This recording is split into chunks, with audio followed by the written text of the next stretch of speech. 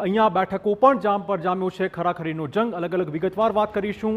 રાજકોટની બેઠક જે સૌથી વધુ ચર્ચામાં રહી છે, રૂપાલા વર્સિસ પરેશ ધાનાણીનો જંગ અહીંયા જોવા મળવાનો છે। હવે અહીંયા કોણ બળિયો સાબિત થાય છે તે પણ જોવું રસપ્રદ રહેશે। ક્ષત્રિય નારાજગી હજુ પણ યથાવત રહી। જૂનાગઢની બેઠકની વાત કરીએ, રાડેશ ચુડાસમા વર્સિસ હીરાભાઈ જોટવાનો જંગ જૂનાગઢની બેઠક પર ભાજપ વર્સિસ કોંગ્રેસ વચ્ચે જામવાનો છે। ત્યારે મતદારો કયા ફેક્ટરને ધ્યાનમાં રાખીને વોટિંગ કરે છે જો રસપ્રદ બનશે। જામનગરમાં પૂનમ માનમ રિપીટ કરાયા છે, તેની સામે યુવા ચહેરો છે કોંગ્રેસનો, જેપી મારવિયાને કોંગ્રેસે મેદાનમાં ઉતાર્યા છે। ત્યારે જોવું રહેશે કે આ બેઠક પર મતદારો કયા બાબતને ધ્યાનમાં રાખીને વોટિંગ કરે છે।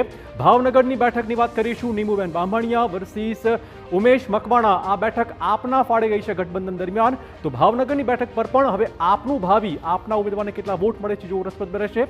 અમરેલીની બેઠકની વાત કરીએ, જ્યાં ભરતભાઈ સુતરિયા વર્સિસ જેનીબેન ઠુમ્મરનો જંગ ચોક્કસ રસપ્રદ સાબિત થવાનો છે। જેનીબેન ઠુમ્મર એ રાજકીય વારસો ધરાવે છે।